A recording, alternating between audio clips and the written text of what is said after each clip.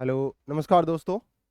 जैसा कि अपने को पता है कि राजस्थान में इस समय सबसे बड़ी वैकेंसी चतुर्थ श्रेणी कर्मचारी की है और आरएसएसएम बोर्ड ने इसके फॉर्म ले जा चुके हैं आरएसएसएम बोर्ड द्वारा। अभी इसकी एग्ज़ाम है, सितंबर माह में इसकी एग्ज़ाम घोषित हो चुकी है। राजस्थान की आज तक और आने वाले भविष्य में शायद इससे बड़ी भर्ती आने की संभावना ना के बराबर है। इसी के साथ में एक और लगती भर्ती है राजस्थान में चतुर्थ श्रेणी कर्मचारी हाईकोर्ट में भी। लगभग दोनों का सिलेबस पाठ्यक्रम देखा जाए तो लगभग सेम है। अभी अपन बात करेंगे यहाँ, जैसा आप पीडीएफ में देख रहे होंगे मेरे बोर्ड पे, चतुर्थ श्रेणी कर्मचारी के पाठ्यक्रम की कि क्या क्या अपने को पढ़ना है, क्या क्या नहीं पढ़ना है, कैसे पढ़ना है। क्योंकि अपने पास अब समय बचा हुआ है 3 महीने का। इस 3 महीने में जिसने अच्छी तरह से इस समय का भरपूर प्रयोग किया है या जो करेगा, वो इस रण में जीत हासिल करेगा। चाहे कोई भी श्रेणी का छात्र हो, अभ्यर्थी हो, किसी भी कैटेगरी से हो, कितना भी इंटेलिजेंट, कितना भी लोअर हो, लेकिन ये 3 महीने आपके डिसाइड करेंगे कि आपको किस दिशा में जाना है। या तो आप सिलेक्शन लेके जाएंगे या फिर आप आउट हो जाएंगे। तो ही काम होंगे, क्योंकि 3 महीने कुछ ज़्यादा नहीं है। वैकेंसी आए हुए काफ़ी टाइम हो गया, लेकिन 3 महीने पहले भी कई अभ्यर्थियों की यही स्थिति थी, 4 महीने पहले भी यही स्थिति थी। और आज भी वो इसी असमंजस में है कि क्या पढ़ा जाए क्या नहीं पढ़ा जाए। क्योंकि पाठ्यक्रम, हालांकि काफ़ी छात्रों के विरोध के बाद में काफ़ी सुलझा हुआ पाठ्यक्रम यहाँ पर बोर्ड ने दिया हुआ है, फिर भी कई अभ्यर्थी असमंजस में है कि क्या पढ़ना चाहिए अब और क्या नहीं पढ़ना चाहिए। तो इस 3 महीने के अपने समय के अनुसार अपन इस पाठ्यक्रम को टाइमली कैसे कंज्यूम किया जाए वो अपन अभी देखते हैं। जैसे यहाँ टोटल प्रश्नों की संख्या अपन देख रहे हैं 120 है, यानी 2 घंटे में 120 प्रश्न सोल्व करने हैं अपने को। और पर सब्जेक्ट इसमें आराम से डिवाइडेशन दिया हुआ है, किस सब्जेक्ट के कितने क्वेश्चन अपने को दिए जाएंगे। नेगेटिव मार्किंग है। आपका कंपटीशन उन विद्यार्थियों से भी है जो 3-4 साल से राजस्थान पुलिस, पटवार, ग्राम सेवक या किसी और अध्यापक की तैयारी कर रहे थे। लेकिन क्योंकि ये बड़ी वैकेंसी है और इसमें हर कोई अपना सिलेक्शन चाहता है, चाहे वो किसी भी कंपटीशन की पहले से तैयारी कर रहा हो।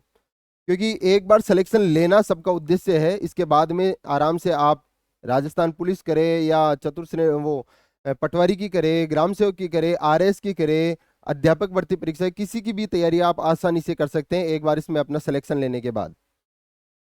अब इसमें सबसे पहला टॉपिक दिया हुआ है सामान्य हिंदी। सामान्य हिंदी के यहाँ 20 प्रश्न दिए हुए हैं। अब ये जो सिलेबस है सामान्य हिंदी वाला पोर्शन, ये आप देखेंगे पटवारी, बीडीओ और हाई कोर्ट। या मैं बात करूं हाई कोर्ट में दोनों वैकेंसी है, एलडीसी और चतुर्थ श्रेणी कर्मचारी। हाई कोर्ट और अलग से एक और एलडीसी की वैकेंसी आने वाली है। क्योंकि जैसे बोर्ड का कैलेंडर जारी हुआ है तो नेक्स्ट जो सीईटी लगेगी अभी दिसंबर जनवरी में, उसके बाद में एक एलडीसी की वैकेंसी और आने वाली है। ये प्रश्नों की संख्या है इसके 20। अभी इसका अपन डिटेल सिलेबस भी देखेंगे कि अपने को हिंदी में क्या क्या पढ़ना है। दूसरा है अंग्रेजी, सामान्य अंग्रेजी। इसके हैं 15 क्वेश्चंस। सामान्य अंग्रेजी की बात करें तो कई अभ्यर्थियों की हाल स्थिति बिल्कुल जीरो है इंग्लिश के मामले में। हालांकि मेरी भी जीरो ही थी जब मैंने तैयारी की थी, लेकिन मेरे जो बाकी के पोर्शन थे वो शानदार तरीके से कवर हो रखे थे। तो अगर आपकी इसमें स्थिति कमजोर है तो इसमें एक दो पॉइंट तो ऐसे हैं, जैसे पैसेज आता है, एक तो पैसेज वाला पोर्शन है, तो पैसेज के आप मान के चलो 5 क्वेश्चन आते हैं, इससे नीचे नहीं आएंगे। पैसेज के इससे क्वेश्चन नीचे नहीं आएंगे। तो इन 15 में से 5 के तो अपन कवर कर सकते हैं वैसे भी। और बाकी जो पहले से तैयारी कर रहा उसके एक दो क्वेश्चन वैसे भी प्लस में आ जाएंगे। तो यहाँ आसानी से 7 से 8 क्वेश्चन लाए जा सकते हैं आसानी से, नॉर्मल तैयारी करके भी। फिर सबसे बड़ा जो पोर्शन है वो है सामान्य ज्ञान का। यहाँ पर सामान्य ज्ञान बहुत ही बड़ा वेटेज रख रहा है, 70 क्वेश्चन यहाँ से आने हैं। और ये सबसे ज्यादा इंपॉर्टेंट पोर्शन है चतुर्थ श्रेणी में, क्योंकि ये बहुत ही ज्यादा बड़ी भर्ती है। तो यहाँ आप मान के चलो कि आपका कंपटीशन राजस्थान के अलावा बिहार के कुछ बच्चों से भी होगा, आपका कंपटीशन यूपी के बच्चों से भी होगा। बिहार के स्टूडेंट्स भी इस भर्ती में अपना हाथ आजमाएंगे, यूपी के भी आजमाएंगे। तो ये 3 जो स्टेट है मेनली इनके अभ्यर्थियों के बीच में लड़ाई का युद्ध है ये, ठीक है। राजस्थान वाले ये सोच रहे होंगे कि अपना राजस्थान से ही कंपटीशन है, नहीं, इन दोनों से भी उतना ही कंपटीशन है उनका। और आप मानते हो कि इन दोनों की जो मैथ इंग्लिश वगैरह की जो स्ट्रेंथ होती है उनकी पकड़ने की, वो शायद यहाँ से बेटर है। अपन यहाँ से, ये अपना प्लस वाला पॉइंट है 70। 70 क्वेश्चन जिसके मजबूत हो गए, उसने अपनी 80% उपस्थिति यहाँ इस एग्जाम में दर्ज करवा दी, ऐसे मान के चलिए आप। अब इस 70% को भी आराम से इन्होंने डिवाइड कर रखा है कि किसके कितने पोर्शन आएंगे। राजस्थान का भूगोल, राजस्थान का भूगोल 20 प्रश्न समेटे हुए अपने आप में। अगर मैं मोटा मोटी देखूं, अभी डिटेल में बात करेंगे अपन, लेकिन मैं मोटा मोटी देखूं तो राजस्थान के 20 जो प्रश्न है ज्योग्राफी के, वो ऐसे समझो 10 से 12 टॉपिक है इसमें लगभग, उसमें से 20 क्वेश्चन आएंगे। 20 क्वेश्चन 20 नंबर, तो एक टॉपिक मान के चलो 2 क्वेश्चंस आराम से आएगा यहाँ से, एक टॉपिक से 2 क्वेश्चंस आराम से आएंगे, और ज्यादा बड़ा पोर्शन नहीं है।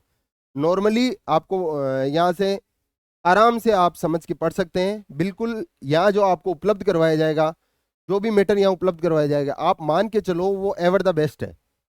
आपको ज्यादा थ्योरी नहीं पढ़नी, ज्यादा दिमाग नहीं लगाना, आपको यहाँ मैप वाइज ज्योग्राफी का अध्ययन आपको कैप्सूल वाइज करवाया जाएगा, ठीक है ना। फिर अगला जो अपना टॉपिक है वो राजस्थान का इतिहास, कला और संस्कृति, ये भी 20 क्वेश्चन समेटे हुए है। मैं यहाँ इंपॉर्टेंस इसलिए दे रहा हूं क्योंकि यहाँ 3 पोर्शन है, इतिहास, कला और संस्कृति। ये 3 अलग अलग टॉपिक इतिहास में जीके में गिने जाते हैं काउंटली। इतिहास में जो राजवंश है, राजवंश, उनकी उपलब्धियां और उनके द्वारा उनके जीवन काल में लड़े गए युद्ध, ये इंपॉर्टेंट है। उपलब्धियों में अपन सब देख लेंगे कि उन्होंने क्या क्या निर्माण किए, उन्होंने साहित्य को कैसे बढ़ावा दिया, संस्कृति की पहचान में उनका क्या योगदान है, वो सब यहाँ अपन देख लेंगे। कला, दुर्ग वगैरह क्या निर्माण हुए, मंदिर मस्जिद, बावड़ियाँ, उद्यान, तालाब वगैरह, ये सब कला में आते हैं, ठीक है ना। कला और संस्कृति में नाट्य, नृत्य, वाद्य यंत्र, लोक कला, हस्तकला, चित्रकला, ये सब सारा पोर्शन इस 20 में कवर होगा। तीसरा है राजस्थान का संविधान, भारत का संविधान और राजस्थान राज्य में राजनीतिक और प्रशासनिक व्यवस्था। यहाँ क्लियरली मेंशन है कि इसमें 10 क्वेश्चन है जिसमें से 5 और 5 का रेशियो है। 5 या इंडिया के पॉलिटी के और 5 राजस्थान पॉलिटी के यहाँ क्वेश्चन है, बाकायदा मेंशन कर रखा है इन्होंने। आगे भी इन्होंने डिटेल सिलेबस में दे रखा है कि कौन से टॉपिक है जो इंडियन पॉलिटी में पढ़ने और कौन से हैं जो राजस्थान की प्रशासनिक और राजनीतिक व्यवस्था में देखने अपने को। सामान्य विज्ञान, सामान्य विज्ञान के 5 क्वेश्चन है, और सामान्य विज्ञान में मेनली जो अपन देखते हैं धातु, अधातु, विटामिन्स, प्रमुख रोग और प्रकाश वगैरह, ये लेंस प्रकाश जो भी है, ठीक है ना। मेनली ये 5-6 टॉपिक है इसमें मोटे मोटे, तो आराम से कवर किए जा सकते हैं। समसामयिकी, करंट अफेयर, 5 क्वेश्चन भारत के और 5 ही क्वेश्चन राजस्थान करंट के आएंगे। मैं आपको ये कंफर्म है कि यहां से ये मैटर बहुत ही ज्यादा यहाँ आपके कट ऑफ में वेरिएट करेगा। क्यों? क्योंकि सबके सब कुछ कवर हो सकते हैं, सबको आसानी से मार्केट में सब चीजों के अच्छे से विकल्प मिल सकते हैं। लेकिन जो करंट अफेयर वाला मैटर है ना, यहाँ कुछ जगह बहुत ही ज्यादा भी पढ़ाया जाता है, कुछ जगह बहुत ही शॉर्ट में भी पढ़ाया जाता है, लेकिन आपको पढ़ना बहुत ही क्रिटिकल वाइज है कि अपना कोई भी यहाँ से 10 नंबरों में से एक भी माइनस नहीं हो। यहाँ से 10 में से 10 आउटपुट के रूप में लाए जा सकते हैं, ये मान के चलो। आप कहीं भी मिस हो सकते हो, आप ऐसे समझ लो यहाँ 20 क्वेश्चन में मिस सकते हो, क्योंकि देश विदेश तत्सम तद्भव आ गए, कोई ऐसा इंग्लिश वर्ड आ गया जो अपन ने नहीं पढ़ा हो। इंग्लिश में भी हो सकता है 1-2 आइडम फ्रेज वगैरह अपने को नाम याद नहीं हो और वही आ जाए। 70 क्वेश्चन में से ये जो 10 क्वेश्चन है, यहाँ श्योरिटी पूरी पूरी बनती है कि आप 10 में से 10 नंबर ला सकते हैं आसानी से। और इसके लिए आपको ज्यादा कुछ करने की जरूरत नहीं है, आपको नॉर्मली पढ़ते रहना है। करंट का मैटर जो भी है, आपको नियमित अखबार का अध्ययन करना है, वहां से राजस्थान जी के लगभग कवर हो जाएगा आपका। और एक अभी जो पैटर्न चल रहा है करंट अफेयर का RSSMB का, वो है सूजस,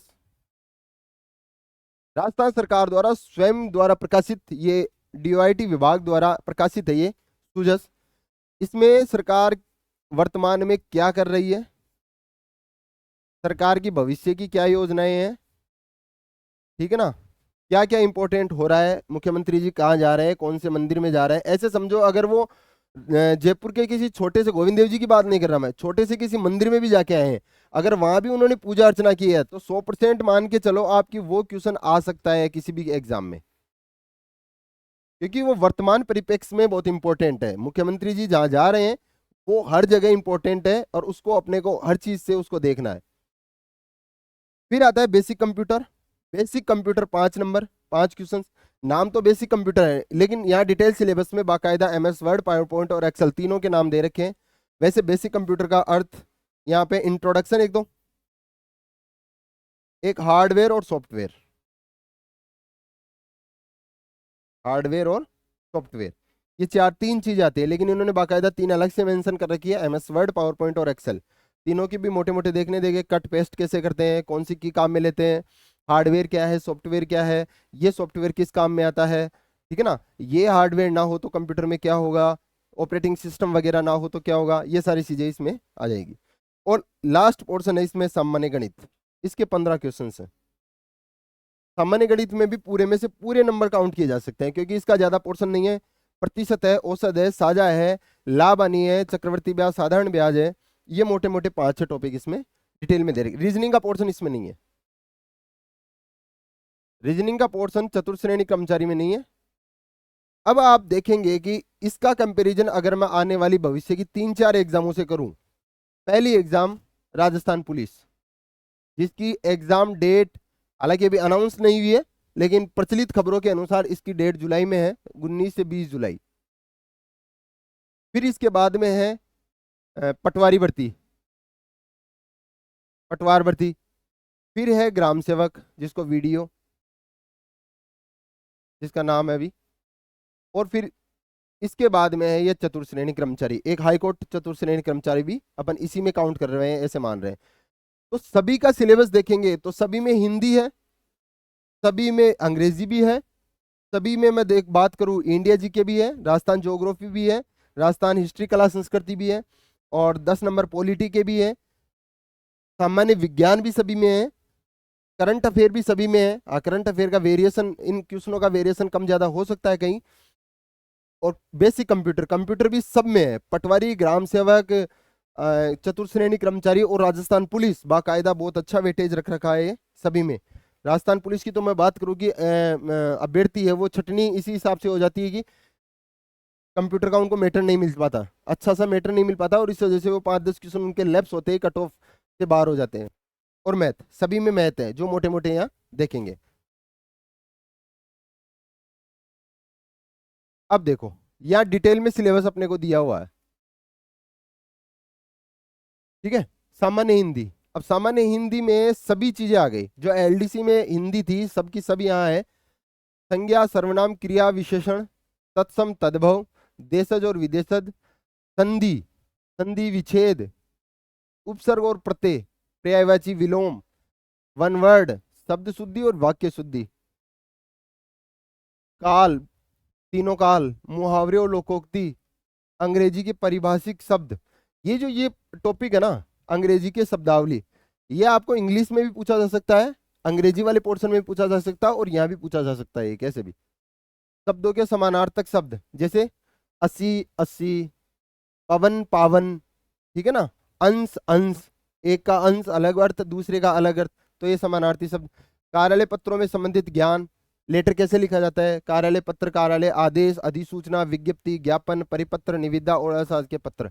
इसमें मोटा मोटी ऐसे पूछा जाता है, जैसे ये लेटर है, एक परिपत्र लिखना है, जिसमें मैं अगर किसी को संबोधित करके लिख रहा हूं तो उसका नाम कहाँ आएगा, यहाँ आएगा, यहाँ आएगा, यहाँ आएगा, ये यहाँ आएगा, ऐसे पूछा जाता है। तारीख कहाँ लिखी जाएगी, आप LDC का पिछला पेपर उठा के देखना, 18 वाली का देखना, 20 वाली का देखना, और अभी जो लगी है वर्तमान में उसका देखना, तीनों में ऐसे ही क्वेश्चंस पूछे गए हैं पत्रों से संबंध में। तो ये डिटेल में दे रखा है, इससे बाहर अपने को एक शब्द नहीं पढ़ने, हालांकि हिंदी सारी आ गई इसमें, कुछ भी छुड़ा हुआ नहीं है, जहाँ संज्ञा, सर्वनाम, क्रिया, विशेषण, तद्भव, तद्भव आ गया, वो सब आ गया। और मैं बात करूं हिंदी में यही पोर्शन है वो SI में भी है, एसआई में ये छोड़ दो आप, कार्यालय पत्र वाला।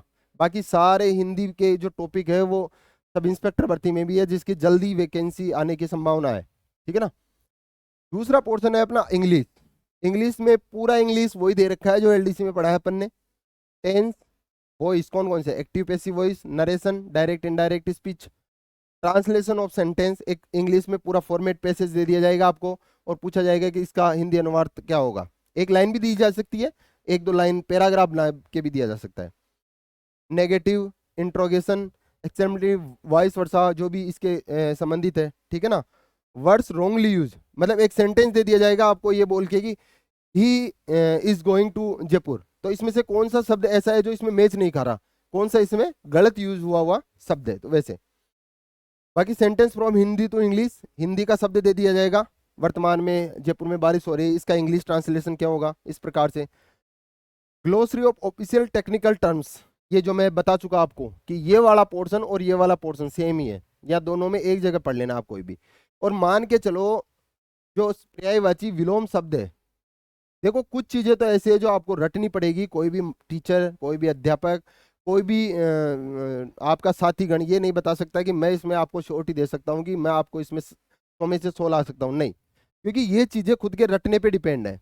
जैसे मैं बात करूँ पर्यायवाची, एक शब्द के आप कम से कम 5 पर्यायवाची याद करो। जैसे पर्वत के है अद्रि, अचल, भूधर, पहाड़, नग, सेल, गिरी, धरणीधर, ये 8-10 इसके पर्यायवाची है। तो 9th से 12th तक जो व्याकरण की किताब आती है उसमें सफिशियंट एक जो शब्द है उसके 5 पर्यायवाची आराम से दिए हुए हैं, वो पढ़ लो आप, तो सफिशियंट है, इसके ज्यादा एक वो पढ़ लो। और जो प्रीवियस क्वेश्चनों की किताब आती है, कोई सी भी किताब हो आपको मार्केट में जो मिल जाए सब बेस्ट है, उसके प्रैक्टिस जितने आप करोगे उतना आपके लिए फायदेमंद है। ऐसे ही विलोम शब्द, जिनके 5 विलोम शब्द आप कंटिन्यू रख लो कि मेरे को आज 5 विलोम शब्द याद करने हैं। चाहे विलोम शब्द की बात करें, जैसे सूर्य का विलोम शब्द क्या है, दिन का क्या है, रात, सेठ का सेठानी, ठीक है ना, कुत्ता का कुतिया, ठीक है ना। तो ऐसे आप 5 पर्यायवाची, 5 विलोम शब्द, ठीक है ना, ये याद कर लो। और 5 इंग्लिश वर्ड पर डे का रूटीन आप इन तीनों को तो निश्चित ही कर लो। अगर मेरे को 1 घंटे हिंदी पढ़नी है सुबह, तो 1 घंटे में से मैं 5-5 मिनट तो इन तीनों को दूंगा, सॉरी 5-5 वर्ड तो इनके लूंगा मैं, चाहे वो मेरे को 10 मिनट लगे चाहे 15 मिनट। और जब भी आप खाना बनाओ, खाना खाओ, या दोस्तों के साथ गप्पे लगा रहे हो, ये 5-5 तीनों 15 वर्ड आप उसके सामने बोल दो, वो नहीं भी सुने तो भी बोल दो आप।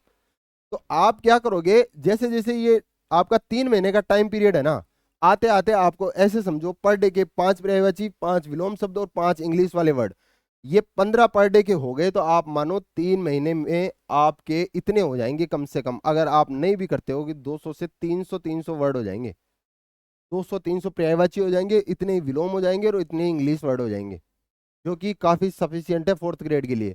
इवन मैं मानता हूं कि मैक्सिमम पोर्शन आपका पटवारी ग्राम सेवक में भी इसी में से मिल जाएगा। जो रटने वाली चीजें हैं उनको एक शब्द शुद्धि, ये पोर्शन होने के बाद में आप शब्द शुद्धि भी रट सकते हो, ऐसे ही रटी जाएगी वो भी, 1 वर्ड भी ऐसे ही रटा जाएगा। ये रटने की चीजें 6-7 टॉपिक बिल्कुल ही रटने की चीजें हैं, लोकोक्ति मुहावरे रटने की चीजें, इसमें आप किंतु परंतु नहीं कर सकते। सेम इंग्लिश में भी कुछ चीजें हैं जो आपको रटनी ही पड़ेगी, ठीक है ना। बाकी आपके 2-4 क्वेश्चन हो जाएंगे, पैसेज हो जाएगा, टेंस से संबंधित हो जाएगा, एक्टिव पैसिव वॉइस आप कर सकते हो, डायरेक्ट इनडायरेक्ट स्पीच कर सकते हो, ठीक है ना। फिर अगला जो पोर्शन है अपना इंपॉर्टेंट, जिसपे ज्यादा फोकस अपने को करना है, क्योंकि इसके 70 क्वेश्चन है जीके वाले पोर्शन के। और मैं बात करूं 70 क्वेश्चन में से 20 तो राजस्थान भूगोल के हैं। अब देख लो डिटेल में आराम से, आपको कुछ भी करने की जरूरत नहीं है, जैसे जैसे टॉपिक है आज से डेली रूटीन बना लो कि मेरे को 8 से 10 घंटे तो पढ़ने ही पढ़ने हैं, 8 से 10 घंटे मेरे को पढ़ने हैं। और इन 8-10 घंटों का यूटिलाइज ऐसे करो कि मैं 2-2 के भाग में बांट लूँ इसको, बस 8 से 10 घंटे सफिशियंट है आपको पढ़ने के लिए। और इसको 2-2 घंटे के हिसाब से मैं बांट लूँ, 2 घंटे सुबह मेरे को लेने करंट अफेयर, 2 घंटे मैं ले रहा हूँ हिंदी, 2 घंटे ले रहा हूँ मैं इंग्लिश, और 2 घंटे ले रहा हूँ मैं जीके, और 2 घंटे ले रहा हूँ मैं कंप्यूटर या मैथ, जो भी आप लेना चाहो।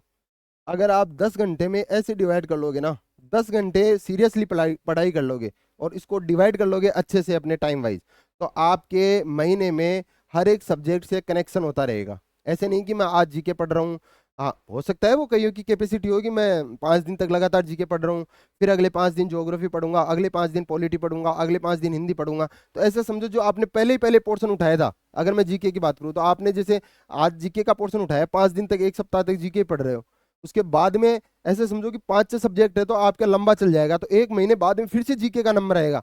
हो सकता है आप कुछ डेट्स भूल जाए, हो सकता है आप कुछ आपको जो पहले याद था वो भूल जाओ आप। तो ऐसे क्या होगा, आप डेली इसको कनेक्शन में रखोगे ना, तो मैं जैसे यहाँ राणा सांगा आ गया, कहीं ना कहीं आपके राणा सांगा किसी प्रश्न में आ गया, या आपके किसी में भी मान लो कि उसने कोई निर्माण कराया और वहां राणा सांगा आ गया, तो मैं आज वो चीज पढ़ रहा हूँ, हो सकता है क्लास संस्कृति में हो, लेकिन मैं 1-2 दिन बाद में या 3-4 दिन बाद में मैं फिर से कुछ चीज पढ़ूंगा, तो वहां राणा सांगा अगर फिर से आ गया, तो मैं वहां मेंशन कर दूंगा कि मैंने पिछले 3-4 दिन पहले राणा सांगा से संबंधित कुछ चीजें पढ़ी थी। मान के चलो ऐसे करते करते आप बिल्कुल ही 100% आप खुद ही कॉन्फिडेंस हो जाएंगे कि हाँ, मेरे को पिछला वाला पोर्शन भी याद होते जा रहा है, और ऐसे ही आप कनेक्शन में बने रहेंगे। ऐसे समझो आज पढ़ लिया, फिर महीने बाद में उस किताब का नंबर आ रहा है, उस पोर्शन का नंबर आ रहा है, तो वो फिर नहीं होगा, ठीक है ना, वो भूलने की स्थिति बन जाएगी फिर। अब ज्योग्राफी में स्थिति और विस्तार, भौतिक स्वरूप, भौतिक विभाजन जो अपन देखते हैं, थार का मरुस्थल है, हाड़ौती का पठार है, और मैदान है, ठीक है ना, और अरावली है, ये 4 पोर्शन है, चारों की डिटेल में स्थिति देखनी है। मिट्टी, प्राकृतिक वनस्पति और वन संरक्षण, ये एक ही टॉपिक है जिसमें अपन कितने प्रकार के राजस्थान में वन पाए जाते हैं, जो मोस्टली 8-10 वन मुख्य प्रकार के हैं, जैसे पलास है, महुआ है, खेजड़ी है, ठीक है ना, ये मुख्य चीजें, मुख्य वनस्पतियां हैं राजस्थान की, उनकी डिटेल में उनका वानस्पतिक नाम क्या है, वर्तमान में उनकी स्थिति क्या है, और कहाँ कहाँ वो मोस्टली सब वो है मैक्सिमम मात्रा में। जलवायु, कोपेन का वर्गीकरण, थॉर्नथवेट का वर्गीकरण, और ट्रिवार्था का वर्गीकरण, लू क्या है, आंधी क्या है, सबसे ज्यादा कहाँ चलती है, ठीक है ना, और मावट क्या है, मावट की स्थिति क्या है, मावट किस कारण से होती है, मावट सबसे ज्यादा कब होती है, राजस्थान की कुल वर्षा में उसका योगदान कितना है, ये जलवायु में आ जाएगा। जल संसाधन, नदी, नाले, तालाब, जिनसे सिंचाई वगैरह होती है, राजस्थान को पानी मिल रहा है, वो जल संसाधन आ जाएगा। अफवाह तंत्र और जिले, सेम पोर्शन, ये आप पूरा एक ही पढ़ लोगे, ये ऐसे समझो अगर पढ़ने बैठोगे ना तो ये एक ही पोर्शन है। आप यहाँ अफवाह तंत्र में नदियां पढ़ोगे, मैं मान रहा हूँ कि बनास नदी आप पढ़ रहे हो, चंबल आप पढ़ रहे हो, लूनी पढ़ रहे हो, तो चंबल जब आप पढ़ोगे तो चंबल में अफवाह तंत्र में तो चंबल हो गई, और यहाँ सिंचाई परियोजना में क्या होगा, चंबल बहुउद्देशीय परियोजना, यानी इस पे कौन कौन सी लिफ्टें लगी हुई है, किस लिफ्ट से किस जिले को ज्यादा लाभ मिल रहा है, ठीक है ना, तो ये सिंचाई परियोजना में हो जाए, कौन कौन से उस पे बांध बने हुए है। जनसंख्या वाला पोर्शन, जनसंख्या वाला पोर्शन, आकार, ठीक है ना, जनसंख्या में पूरा डिटेल में जनसंख्या भी दिया हुआ है आपको, कितनी वृद्धि हो रही है, जितनी अभी तक की जनसंख्या हुई है, जनगणना हुई है, केवल आपको राजस्थान के परिप्रेक्ष्य में देखना है इसको, ठीक है ना।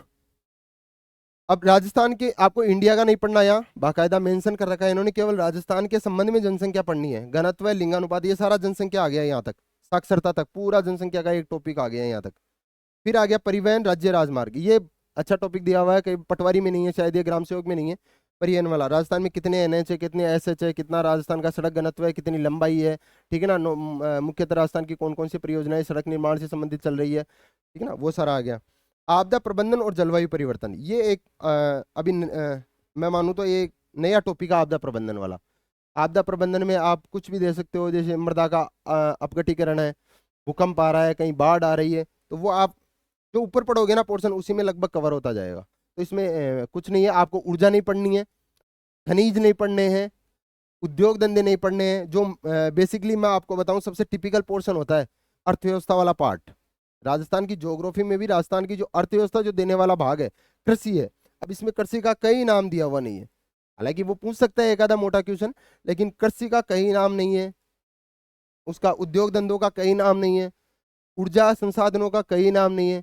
तो ये तीन जो बेसिकली मेन मेन टॉपिक है, वो बहुत ही टिपिकल है, और उसको याद करने के लिए आपको कुछ अपनी स्मरण शक्ति का भी ज्यादा यूज करना पड़ता है, क्योंकि वो रटने वाली चीजें, अगर मैं बात करूं तो वो मोटा मोटा पोर्शन आपको यहाँ दिया हुआ है, और इसके अलावा आपको कुछ नहीं पढ़ना है।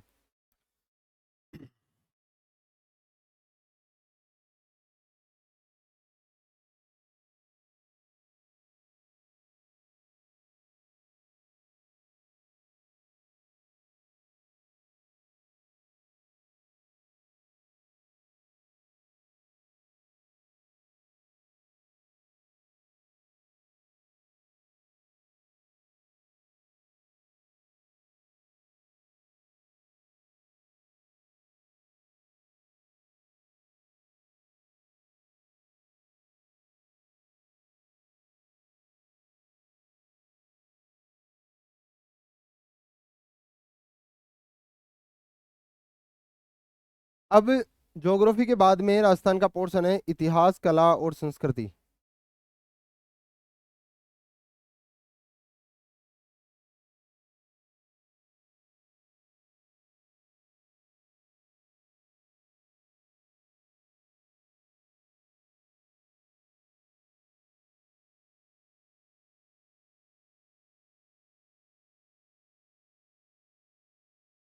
राजस्थान इतिहास, कला और संस्कृति, ज्योग्राफी के बाद में राजस्थान का दूसरा इंपॉर्टेंट भाग। अब इसमें देखो, इसमें भी क्लियरली मेंशन है आपको क्या पढ़ना है क्या नहीं पढ़ना है।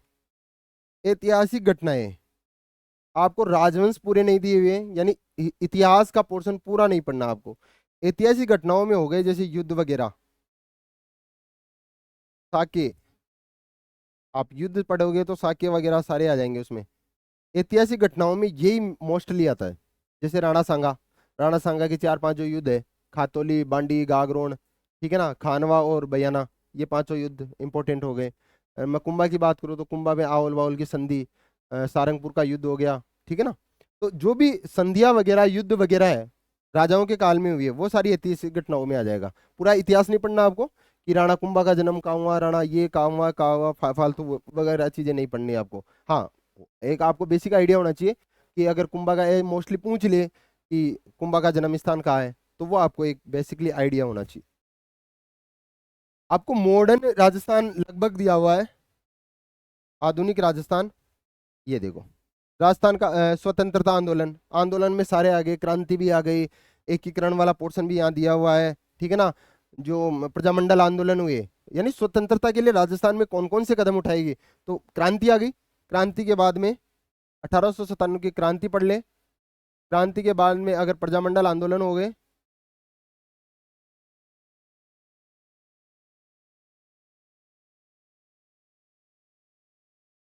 और फिर अकेला अलग से भी दिया हुआ है एकीकरण, ये भी इसी में आ जाता है लेकिन अलग से भी दिया हुआ है। और आप मान के चलो इन तीनों से एक एक क्वेश्चन कन्फर्म है, कन्फर्म है, यहाँ से और यहाँ से। हो सकता है दो दो भी दे दे, क्योंकि ये बहुत अच्छा इंपॉर्टेंट पार्ट है और ये याद भी इतनी जल्दी नहीं होता, इसमें बार बार आपको अभ्यास की जरूरत है। प्रमुख व्यक्तित्व है, जमनालाल बजाज, हीरालाल शास्त्री, बुरेलाल बयां, ठीक है ना। ये सारे व्यक्तित्व आ जाएंगे राजस्थान के इंपॉर्टेंट व्यक्ति, मोहनलाल सुखाड़िया आ गया, वसुंधरा राजे आ गई, ये इंपॉर्टेंट ही है सब, जो भी पुराने हैं नए हैं जो भी अपन देख रहे हैं सारे। यहाँ देखो दो पोर्शन दिए हुए हैं, भाषा और साहित्य, बोलियां और साहित्य, भाषा और साहित्य और बोलियां और लोक साहित्य। भाषाएं राजस्थान में कौन कौन सी भाषाएं यूज में आ रही है, ढूंढाड़ी आ रही है, मारवाड़ी आ रही है, मेवाड़ी आ रही है, हाड़ौती आ रही है, अजमेरी आ रही है, नागौरी आ रही है, ठीक है ना। ये सारी भाषाएं आएगी। उनसे संबंधित साहित्य, किसकी रचना, वेली कृष्ण रुक्मणी की रचना किसमें हुई, किसने लिखी, वो यहाँ भी पोर्शन है और यहाँ भी है। लोक साहित्य की चीजें हैं, वेली कृष्ण रुक्मणी, गोरा बादल, हेमरतन सूरी की लिखी हुई है, ठीक है ना, पद्मिनी चौपाई, पद्मिनी, पद्मावत, ये जो सारी चीजें हैं, ये साहित्य यहाँ भी कवर होती है और यहाँ भी कवर होती है, और ये सेम भाषा और बोलियां एक ही है।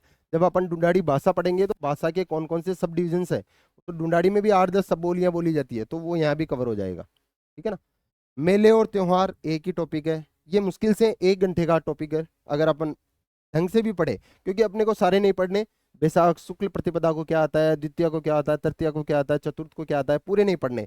मोस्टली पढ़ना अपने को जो अपन देखते हैं, अपन अपने ऐसे समझ लो दैनिक जीवन में अपन जो यूज कर रहे हैं, त्योहार मेले वगैरह जो देख रहे हैं, वो पढ़ने हैं। आभूषण आ गए सारे, लोक कलाएं, ठीक है ना, कौन कौन सी कला राजस्थान में यूज में आ रही है, जैसे संगीत कला है, शास्त्रीय कला है, ये भी नृत्य कला है, तो वो सारी यहाँ कवर हो जाएगी। वास्तुकला, निर्माण वगैरह की जो शैलियां। अब वास्तुकला में केवल वास्तुकला दिया हुआ है, यहाँ डिटेल में अगर देखें तो यहाँ मंदिर निर्माण,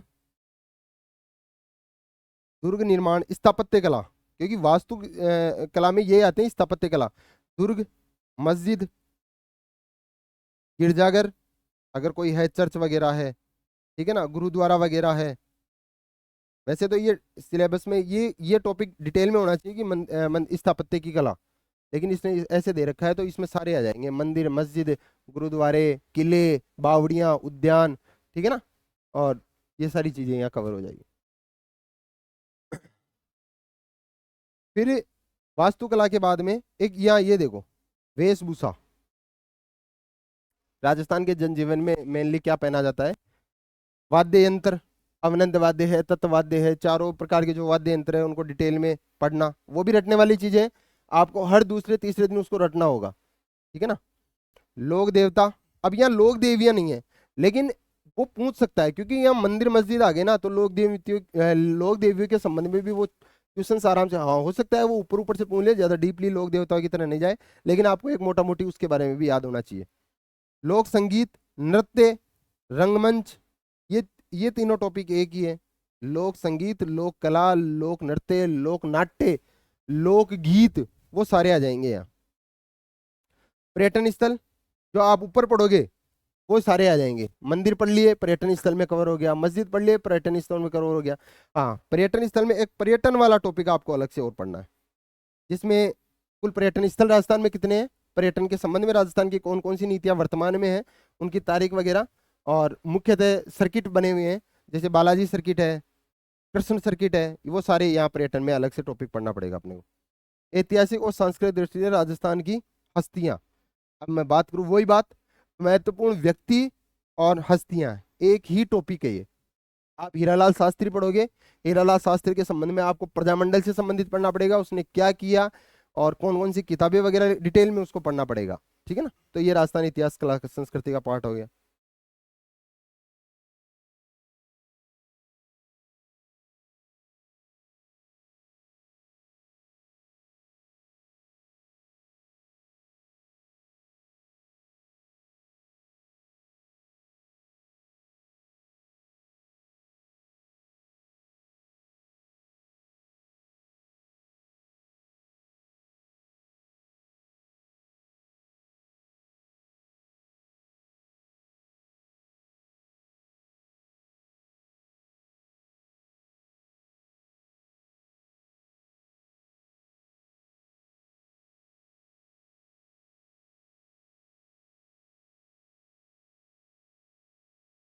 अब लास्ट पोर्शन राजस्थान के संबंध में ही जीके वाला पोर्ट, संविधान और राजस्थान राज्य, इन दोनों का पोर्शन दिया हुआ है, 5-5 क्वेश्चन दोनों के दिए हुए हैं, 10 क्वेश्चन।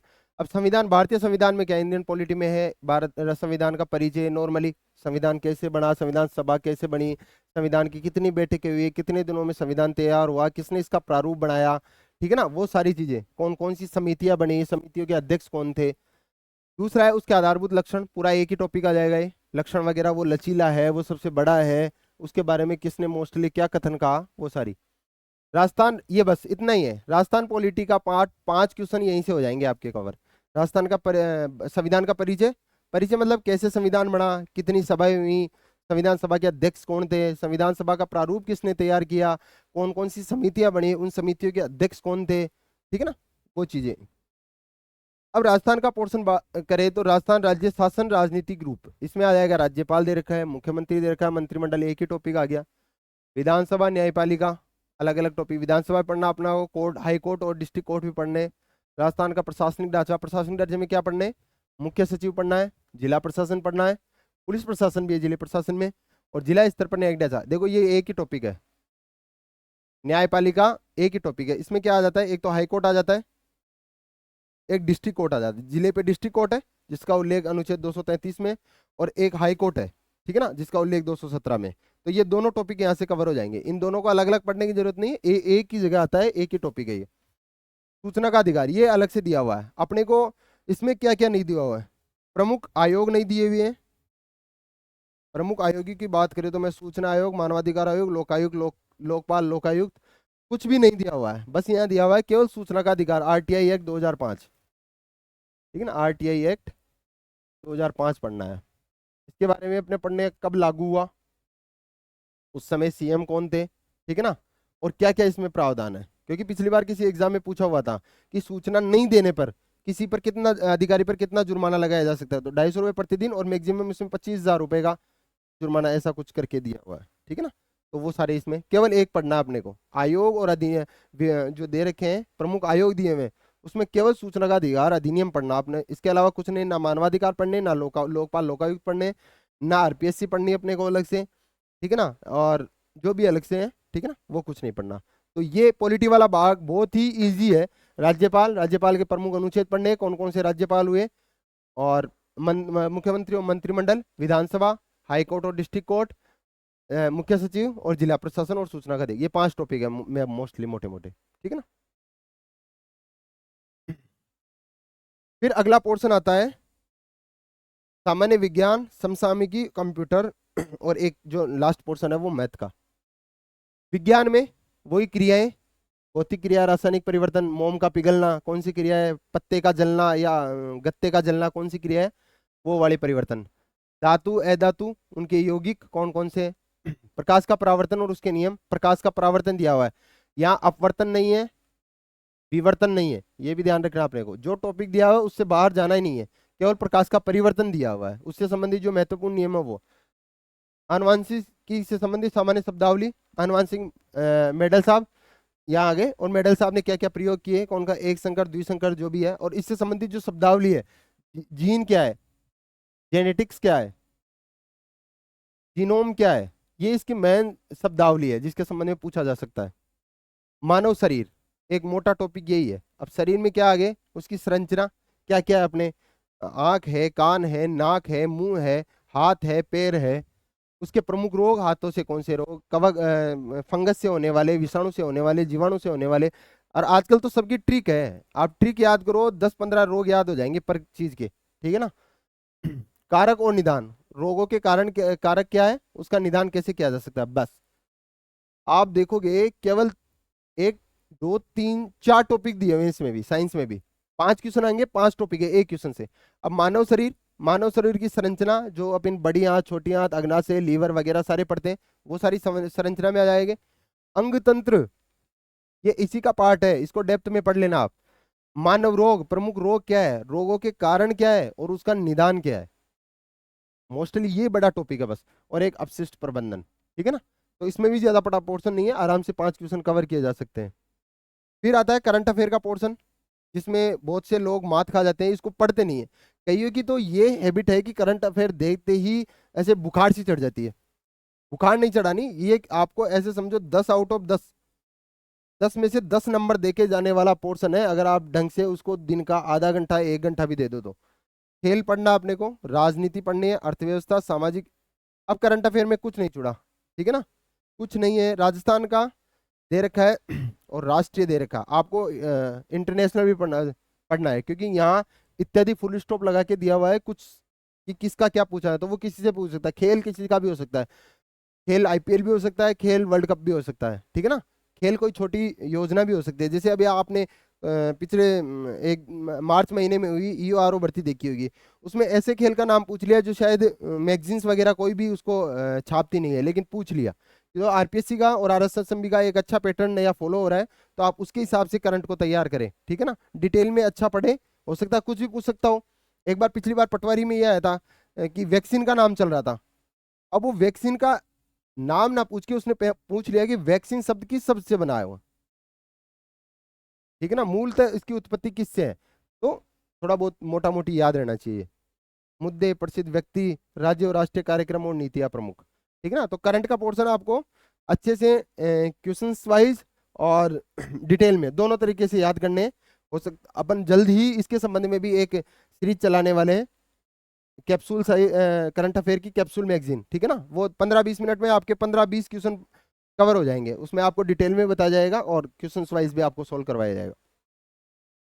बड़ा पोर्शन एक और 5 क्वेश्चनों का, जिसमें कंप्यूटर है, कंप्यूटर सिस्टम का अवलोकन। अब कौन कौन से पढ़ने, इसमें हार्डवेयर पढ़ना अपने को, सॉफ्टवेयर पढ़ना, सॉफ्टवेयर में क्या क्या ऑपरेटिंग सिस्टम और प्रमुख एप्स जो काम में आते हैं, ठीक है ना। कार्यालय अनुप्रयोगों का अवलोकन, MS Word, Excel, PowerPoint, internet, mail, ठीक है ना। ये इन दोनों के बारे में तो सभी जानते हैं, क्योंकि सोशल मीडिया का जमाना जमाना है, तो ईमेल सब जानते हैं, बस डोमेन याद रखना है कि ये इसका है, .in इंडिया का है, .गवर्नमेंट सरकार का है। इंटरनेट सब जानते हैं। ये 3 चीजें, वर्ड, एक्सेल और पावर पॉइंट, इनको ज्यादा डेप्थली नहीं पढ़ना है, ऐसे नहीं कि मैं कुछ भी पूछ रहा हूँ। 4th ग्रेड की है तो उसके हिसाब से अपने को इन तीनों को कवर करना है। कट कैसे करते हैं, पेस्ट कैसे करते हैं, सेल क्या होती है, ठीक है ना, एक्टिव सेल क्या होती है, और वर्ड में लेटर कैसे बनाते हैं, ये चीजें अपने को याद रखनी है, ठीक है ना। तो ये मोटे मोटे, इसमें ज्यादा कुछ दिया हुआ नहीं है, कंप्यूटर में भी मोटे जो टॉपिक दिए हुए हैं, टॉपिक को पकड़ना है, उसका कंटेंट रखना है और पढ़ते जाना है बस डेली। और लास्ट जो अपना टॉपिक बचा हुआ है एक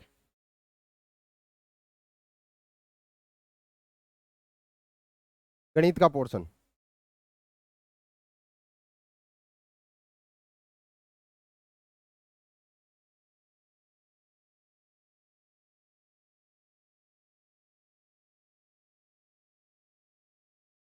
गणित वाला पोर्शन जिसमें दे रखा है HCF और LCM, एक टॉपिक है ये। दूसरा दे रखा है एवरेज, औसत। तीसरा दे रखा है लाभ हानि, प्रतिशत, ब्याज, दोनों दे रखे हैं, ये भी एक ही टॉपिक है। अनुपात समानुपात, साझा, समय और कार्य, समय चाल दूरी, ठीक है ना। ये कार्य वाला टॉपिक है, ये चाल दूरी वाला है, ट्रेन वाला नहीं है, लेकिन पूछ सकता है चाल दूरी के मैटर में ट्रेन वाले क्वेश्चंस भी, ठीक है। और आंकड़ों का विश्लेषण निरूपण, आंकड़े मतलब ऐसे पोर्शन दे दिया, इसमें बता दिए कि इतने छात्र 20% छात्र हिंदी पढ़ते हैं, 30% छात्र अंग्रेजी पढ़ते हैं, 20% है जो दोनों पढ़ते हैं, 10% है जो विज्ञान पढ़ते हैं, और 10% है जो पढ़ते ही नहीं है कुछ भी। तो इसमें से कितना पोर्शन है जो हिंदी और इंग्लिश दोनों पढ़ते हैं, ठीक है ना। ऐसे पोर्शन दे दे, ग्राफ में दे दे कि किसी भी एक उद्योग धंधा है जिसकी वित्त वर्ष में तुलना की जाए तो 2010 वित्त वर्ष में उसकी ये हालत थी, इसके बाद में बढ़ती बढ़ती 2012 में ये हुई, 2015 में हुई, तो 2015 की तुलना में 2010 में कितनी वृद्धि हुई।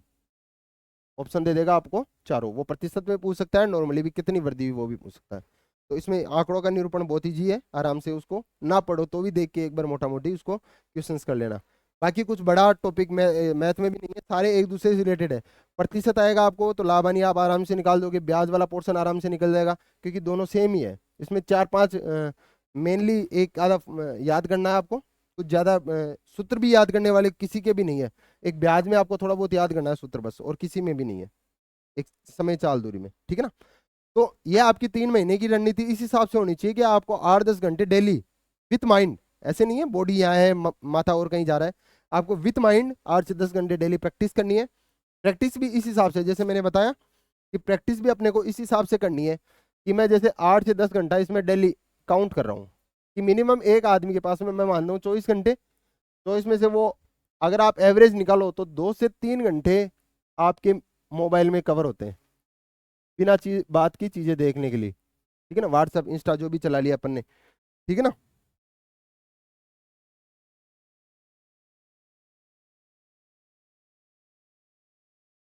ये चीजें कवर होती है, ठीक है ना। अब मैं इसमें से 8-10 घंटे देख रहा हूँ कि मैं मिनिमम अगर 8 से 10 घंटे पढूं तो मैं कैसे इसको डिवाइड करूं।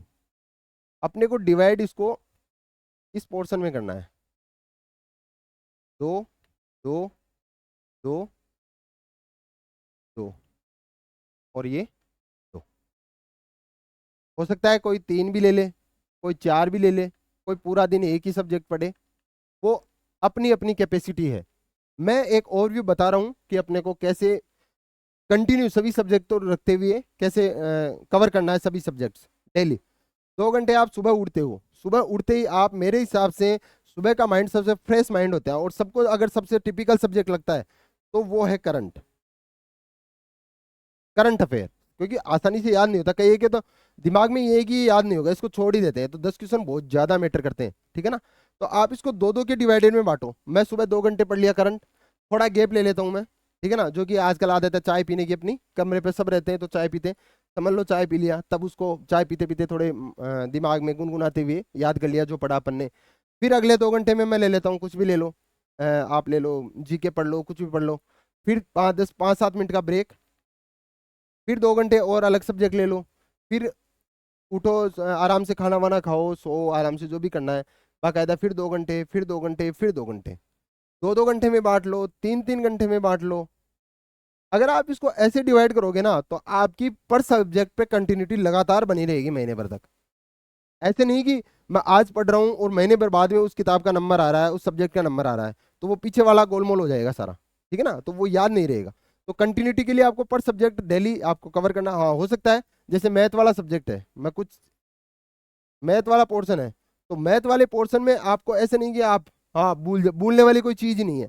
आप उसको एक दिन लेके बैठो, जैसे डेली के प्रैक्टिस निकालो उसके पहले, तो आप देख लो कोई मेथड वगैरह काम कर रहा है तो डेली के प्रैक्टिस निकालो। 5-7 टॉपिक है, 10-15 दिन में कवर हो जाएंगे, 10-15 दिन मैक्सिमम मैथ कवर हो जाएगी, ठीक है ना। और कोई रटने वाला काम है नहीं इसमें, तो ऐसे डिवाइड करो ताकि अपने 3 महीने मैक्सिमम में यूटिलाइज करने। और आज से काउंट ही कर लो आप तो कि मेरे को तो ये पढ़ना है, आप संडे मंडे जो भी हो, आपके लिए तो सारे दिन छुट्टी है, 24 के 24 घंटे छुट्टी है। आप सबको नौकरी चाहिए, चाहिए भी, क्योंकि बेरोजगारी के दौर में यही सबसे बड़ा एक हथियार है जो आपको किसी के समक्ष प्रस्तुत कर सकता है। तो आपको आसानी से 8-10 मैक्सिमम, इससे ज़्यादा आपको नहीं इसको दिमाग को जोड़ देना है। 8-10 घंटे, जैसे एक फेमस टीचर है वो बताते हैं कि 8-8 के डिवाइडेड में इसको आराम से आप अपने शेड्यूल को पूरे दिन को बांट सकते हो। 8 घंटे पढ़ाई, 8 घंटे नींद, 8 घंटे मौज मस्ती, 8 घंटे आप कुछ भी करना चाहो जो कर सकते हो। पढ़ाई के लिए आपको इतने मिनिमम टाइम तो इतना होना ही चाहिए आपका, ये इतना टाइम तो मिनिमम होना ही चाहिए, 8 घंटे। इससे कम तो आपके पास इसके अलावा कोई काम नहीं है। आपको ये नहीं है कि किसी को सलाह देनी है, कोई बिजनेस चल रहा है।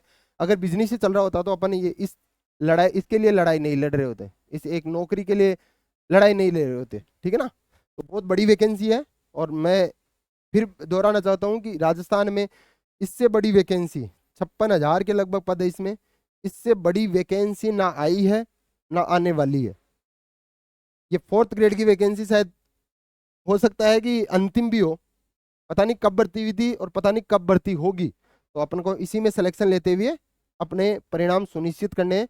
और आगे आप इसमें एक बार सिलेक्शन ले लो, ताकि आपके जो वो ये जो दाग है ये एक बार माथे से साफ हो जाए, और फिर मैं किसी की भी तैयारी 3rd ग्रेड करो, आप चाहे पुलिस की करो, पटवारी की करो, ग्राम सेवक की करो, एलडीसी की करो, जूनियर अकाउंटेंट की करो, किसी की भी करो, फिर आप आराम से इसमें सफल हो सकते हो, क्योंकि आपके माथे में कोई स्ट्रेस नहीं रहेगा, फ्री रहेगा। सभी को फिर से एक बार धन्यवाद। सब्सक्राइब कीजिए नए हो तो, ठीक है ना। धन्यवाद। जय श्री राम।